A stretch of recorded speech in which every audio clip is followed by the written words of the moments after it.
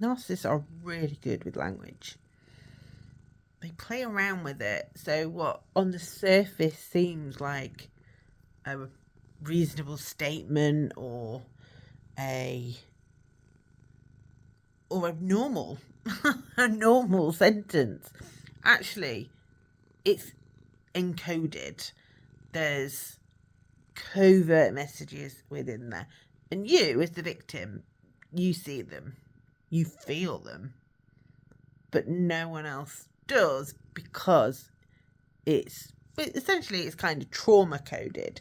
So, and that's what word salad is really, is they're trying to manipulate language to appear as something that they're not, or to poke your trauma wounds.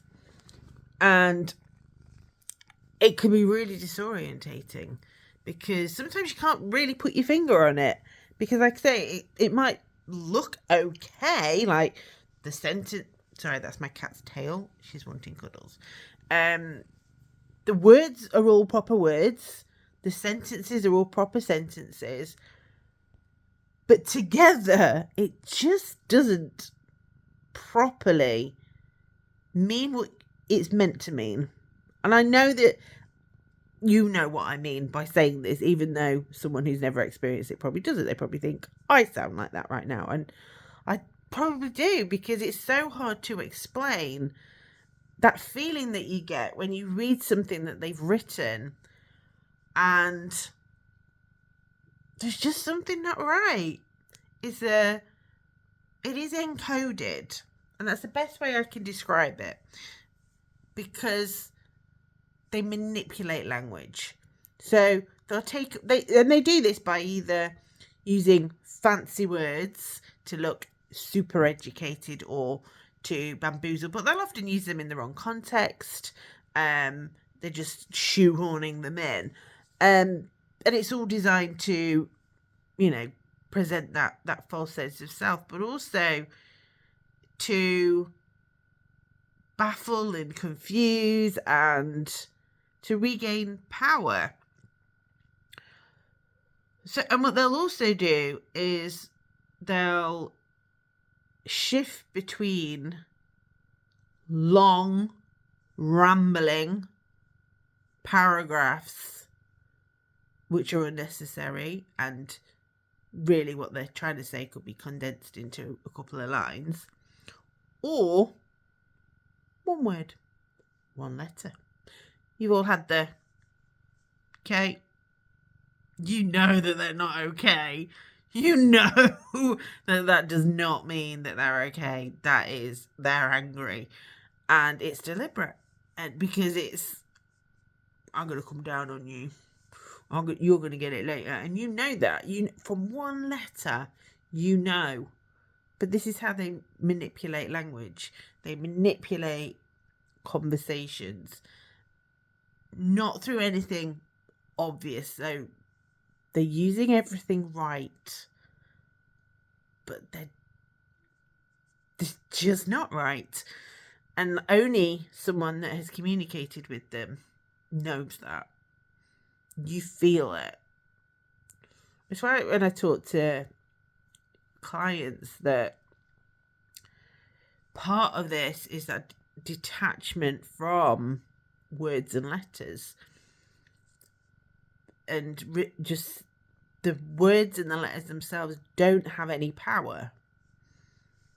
What has the power is the intention behind it, what they're encoding it with. That's where the power is. So when part of that process is the detachment of just coming back to, these are just words on a page.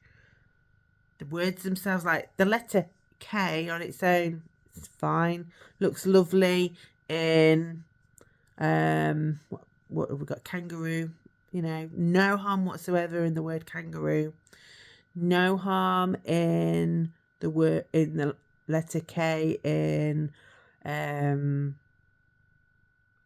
what's another good word with the letter K? Why can't I think of any words with the letter K in it? King. you might have views about that, but what I'm saying is the letter K itself is not a problem. It's the intention and the emotion behind it. So part of it is detaching from it and learning that these are just words. So even the most horrendous word that they might say to you, just break it down and go, the letters, it's just a letter, and then another letter, and each individual letter on its own it's got nothing. There's no power in those letters beyond what I'm placing in them through the feeling that they're evoking within me. And that's not to diminish what you're feeling. I get it. I felt it. But I'm just trying to show how you can detach from that. So if you're receiving written communication, whether that be text or emails or however, even words verbally that they're saying to you face to face or on the phone, the words themselves, the letters within the words are not the problem. It's the intention behind it. And so as part of recovery, it is about learning to detach from that. And it's not easy, but that's part of it, is recognizing the letters themselves, there's nothing. They're just letters. The words themselves, in any other context, are fine. What you're reacting to is the emotional punch that comes with them. And it's just training yourself to recognize that. You probably can't do that in the moment, but later on, as you're going over it, it can be a chance for you to do that. Let me know what you think. What ways have you noticed them using language to bully you, to control you, and how do you feel about detaching in that sense? Don't forget to like, comment and share if you found this useful. Take care. Bye.